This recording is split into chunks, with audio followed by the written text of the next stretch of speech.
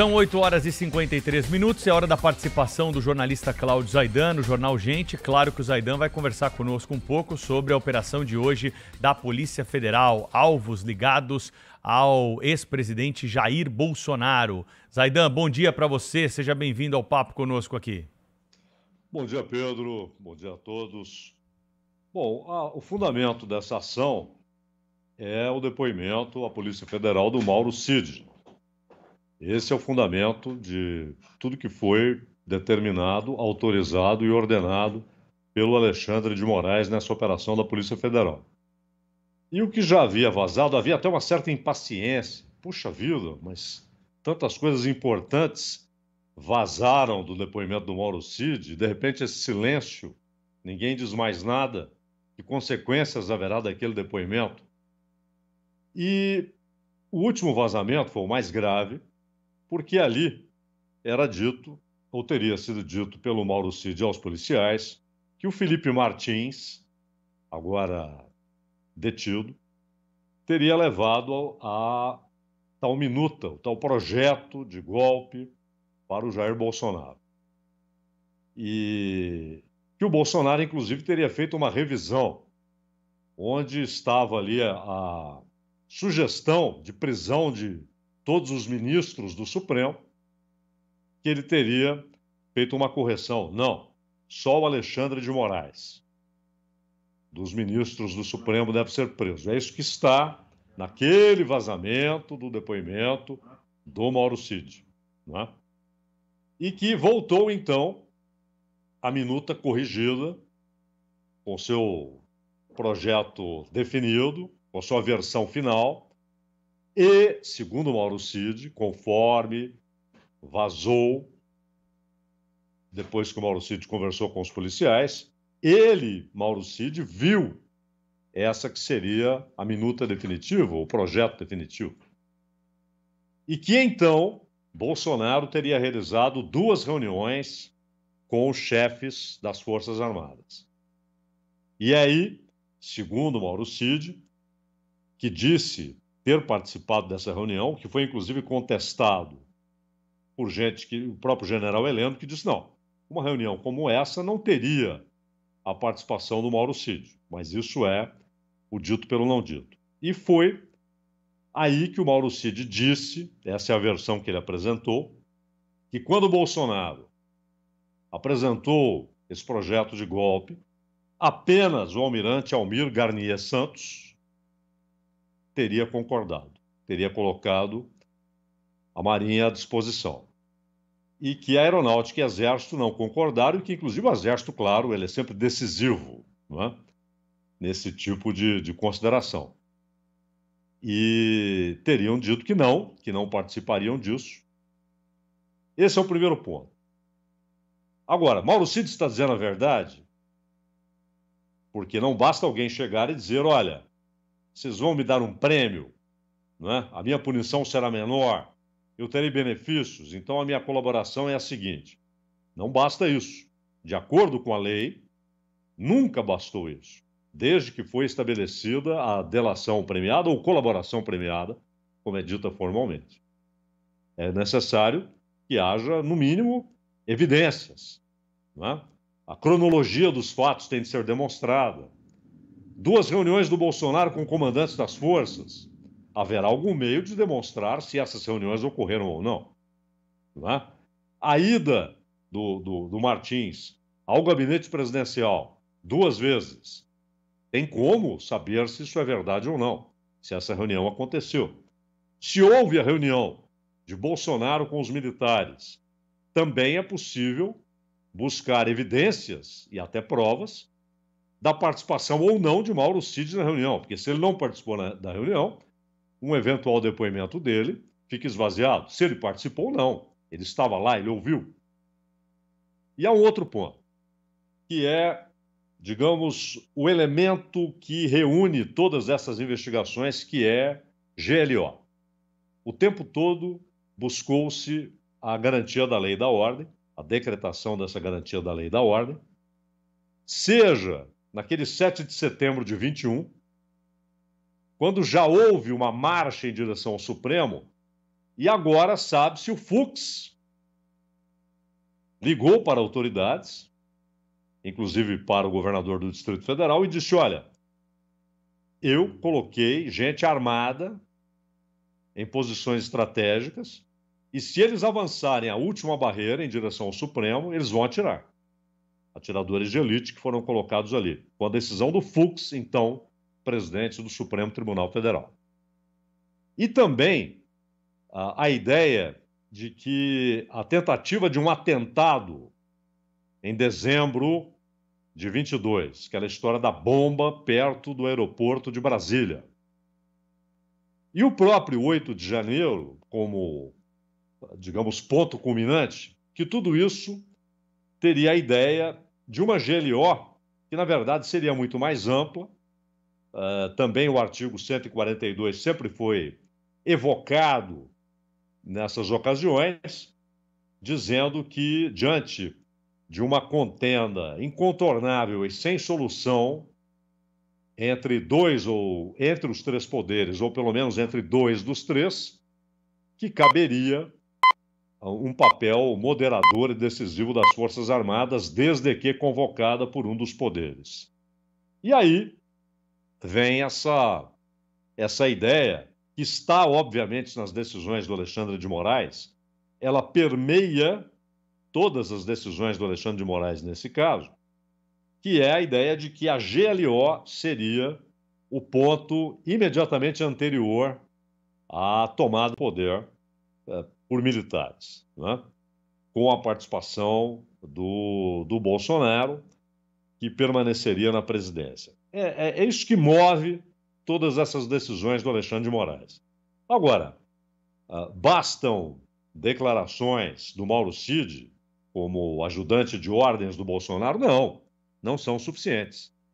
Até porque estamos falando de coisas seríssimas, gravíssimas. Uma tentativa de golpe de Estado.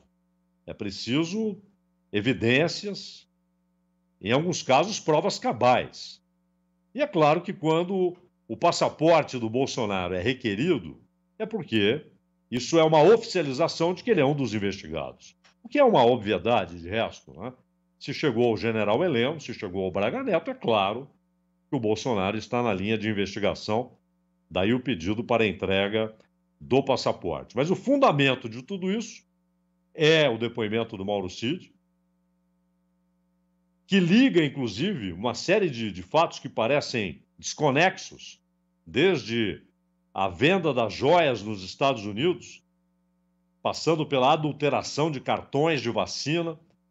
Esses fatos que parecem até muito menores, se comparados com uma denúncia de golpe de Estado, é claro, eles passam a ter uma conexão na investigação feita pela Procuradoria-Geral da República, pela Polícia Federal, a mando do Alexandre de Moraes. O fundamento é o depoimento do Mauro Cid, mas, claro, sempre com a ideia de que a GLO ela foi provocada em diversas ocasiões, não ocorreu, mas foi provocada, e ela seria a antessala de um golpe de Estado. É isso que norteia as decisões do Alexandre de Moraes nesse episódio. Agora, não basta impressões, não basta que ele tenha impressão disso e daquilo, até convicção disso e daquilo. A convicção do juiz não é suficiente. Provas são essenciais. Sem elas, você não pode condenar ninguém. Enquanto você fala, Zaidan, a gente acompanha imagens, primeiro da Polícia Federal em São Paulo, com um movimento pouco acima do normal, mas também imagens da casa do ex-presidente Jair Bolsonaro em Brasília, e nessas imagens nós vemos policiais federais saindo de dentro da casa, descendo ali o caminho rumo ao portão, e alguns deles carregam malotes na mão. A operação registrada aqui também pela Band, que acontece agora no Distrito Federal. Cláudio. Ô, Cláudio, só um minutinho antes, o Fábio Weingarten, que é assessor do Jair Bolsonaro, ex-presidente da República, acaba de publicar aqui na sua rede social a seguinte mensagem: em cumprimento às decisões de hoje, o presidente Jair Bolsonaro entregará passaporte às autoridades competentes. Já determinou que seu auxiliar direto, que foi alvo da mesma decisão, que se encontra em Angra dos Reis, retorne para sua casa em Brasília, atendendo ordem de não manter contato com os demais investigados. Então, um aviso aqui a respeito das providências tomadas pelo ex-presidente a partir da operação da Polícia Federal de hoje. Cláudio Humberto. Pois é, a gente ouviu aí o relato muito detalhado do nosso Zaidan, como sempre, com muita competência, abordando os temas que ele nos traz aqui.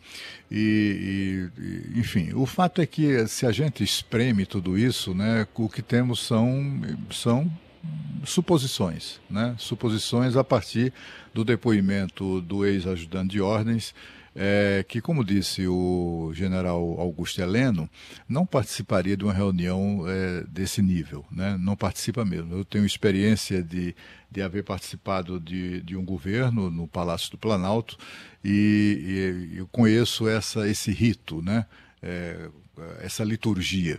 Ajudante de ordens, embora sejam profissionais das três forças, inclusive, muito dignos e, em geral, são os mais bem classificados nos cursos, né, até aquele momento. Tem ali, em geral, um coronel, um major, um coronel que chefia a ajudância de ordens e tem mais representantes do Exército, da Marinha e da Aeronáutica, em geral, no nível de capitão, tenente-capitão, que são os ajudantes de ordem do presidente da República. Nem o chefe da ajudância, nem esses ajudantes de ordem participam de reunião alguma, né? Eles são carregadores de pasta do presidente. Eles são carregadores hoje de telefone celular. O presidente quer falar com alguém, diz para o capitão, para o major, para o coronel, para ligar. Liga para fulano. E aí o cara que está com o celular, que leva o celular do presidente, faz aquela ligação, entrega para ele. É isso, né? Leva documentos. Quando o presidente vai a algum lugar e tem que assinar um papelório, se não for uma reunião, enfim, internacional, né, bilateral, quem entrega esse documento para assinatura ali na frente de todos é o ajudante de ordem. Ele é um carregador de pastas, é um carregador de celular, não tem nenhuma participação, não participa de nenhuma das reuniões do presidente, ainda que seja uma reunião que não seja de alto nível, que eu digo assim, com ministros, né, com auxiliares de primeiro escalão. Agora, um ajudante de ordens está ali do lado do presidente, é uma espécie de sombra do presidente quando ele sai do gabinete. Enquanto ele está no gabinete, recebendo pessoas e fazendo reuniões, o ajudante de ordens fica na antessala. Quem conhece o Palácio do Planalto sabe o que eu estou falando. Fica ali no máximo na antessala e para uma eventual necessidade do presidente. Essa é um papel assim do ajudante. Agora, não significa também que o que ele disse seja em verdade, sejam mentiras, etc. É preciso verificar. Mas quando a gente ouve todas essas conjecturas, né, que são feitas a partir do depoimento, a gente fica sempre naquela expectativa de cadê a prova, né? Provas concretas de que tudo isso tenha acontecido. Quer dizer que a garantia, a decretação da GLO, garantia de lei da ordem, precederia o golpe, né? Mas não aconteceu. Né? Não aconteceu, não houve tentativa de golpe, essa é que é a questão, né? Sem contar essa caricatura de se afirmar isso, né? De se construir essa narrativa de tentativa de golpe, único na história da humanidade, sem a participação de tropas nas ruas, né? Eu nunca vi golpe de Estado sem o apoio do Exército, né? Nem aqui, nem em lugar nenhum, né? Sempre a gente conhece bem a história da eclosão aí de movimentos autoritários, né? Golpistas, etc. E esse aí certamente foi algo irresponsável, criminoso, houve atos de vandalismo, houve radicalismo, houve tudo isso que a gente sabe que houve, mas daí a imaginar uma tentativa de golpe de Estado vai uma distância muito grande. A ideia é exatamente essa. Não é que aquela gente que quebrou, depredou, fosse tomar o poder e instalar ali um presidente. A ideia que, repito, permeia a decisão do Alexandre de Moraes é que tudo aquilo era para produzir uma GLO. E assim como a tentativa de uma explosão de bomba no aeroporto, nas proximidades do aeroporto de Brasília, no dia 12 de dezembro de 22. E até por isso, Cláudio, tudo que você falou, esse é um ponto essencial. Onde estava o Mauro Cid, se houve a reunião com os comandantes das forças. Ouviram o almirante Almir Garnier, porque, pelo que disse o Mauro Cid, ele foi o único que disse: estamos à disposição, estamos nessa. E os outros disseram não. E os outros, claro, têm de ser ouvidos. Outra figura-chave, general Paulo Sérgio Nogueira, ministro da Defesa. Não é? Isso não passaria ao largo do general. Então, há figuras-chave que devem ser ouvidas, serão ouvidas, inclusive o Bolsonaro. A partir do momento que ele tem a requisição do seu passaporte, é porque ele está na linha de investigação. Agora, Zaidan, tem a questão política também, não é? Claro que do ponto de vista jurídico, muitas coisas ainda precisam ser resolvidas. A gente está aqui no momento da ebulição dos fatos, mas existe a questão política.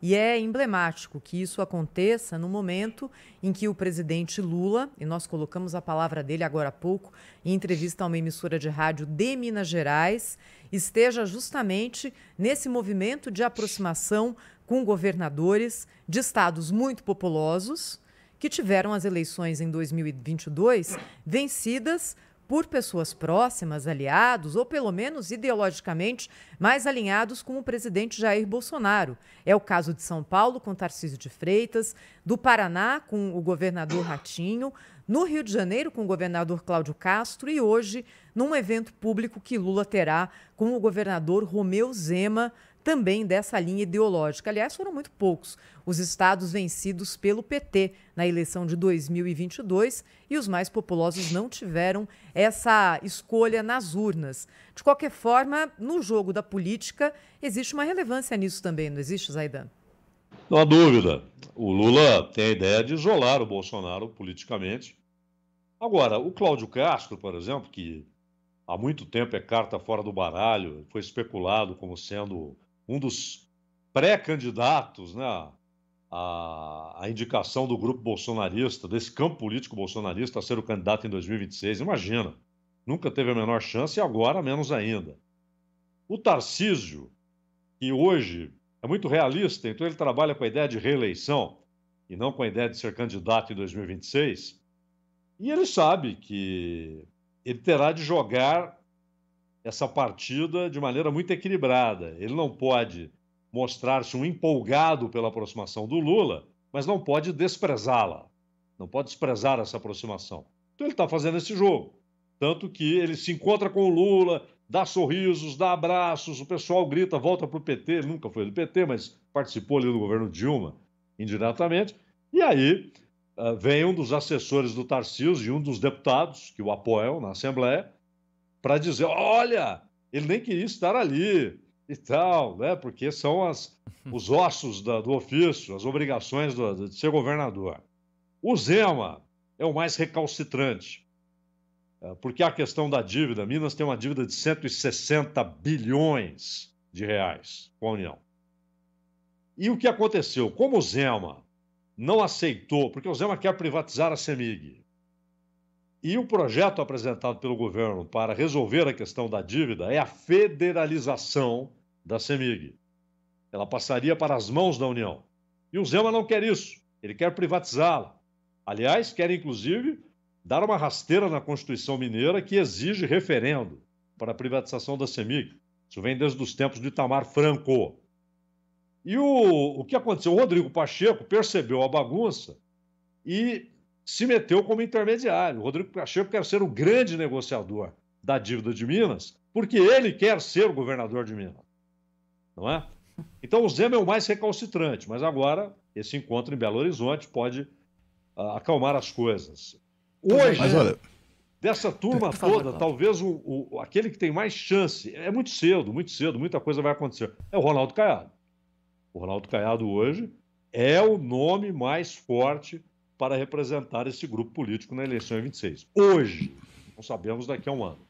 Mas olha, assim, do ponto de vista dos governadores, eles têm o dever institucional de estabelecer e manter boas relações com o poder central, que tem muito poder, inclusive de liberar recursos, etc. Claro. E o presidente Lula, esperto como é, ele está ali confundindo as pessoas, tentando confundir a cabeça do eleitorado, para não lembrar o eleitorado que ele foi derrotado. Ele foi derrotado, né, ou pelo menos seus candidatos, seus representantes foram derrotados nesses estados. E aí, para ele, até uma coisa divertida, né, fazer aí essa... Claro. Enfim, fazer essa confusão, né, tentar confundir a cabeça do... Faz parte da política. Isso é legítimo, jogo, não tem nenhum problema com relação a isso, não. O Cláudio, Zaidan, Thaís, Pedro, a nossa redação confirmou agora a seguinte informação, que a operação seria resultado da delação do Mauro Cid e que a confirmação dos 6 alvos pela Polícia Federal, Jair Bolsonaro, Valdemar da Costa Neto, General Augusto Heleno, Braga Neto, Torres, Garnier, Paulo Sérgio Nogueira, Tércio Arnaud, Felipe Martins preso, Marcelo Câmara também preso, Rafael Martins de Oliveira preso. Essas são as informações agora da nossa central de apuração. Me ocorreu agora que há uma decisão recente do Supremo Tribunal Federal que anulou, inclusive, investigações e sentenças e tal, com base na conclusão de que não é suficiente uma delação premiada para condenar ninguém, nem muito menos autorizar iniciativas desse gênero. Mas isso não vale, aparentemente, para a turma do Bolsonaro. Bernardo Romão Correia Neto, coronel do Exército, também está preso. Cláudio Zaidan, obrigado pela participação aí, Zaidan. Até a próxima, hein? Um abraço, até a próxima. Tchau, Zaidan.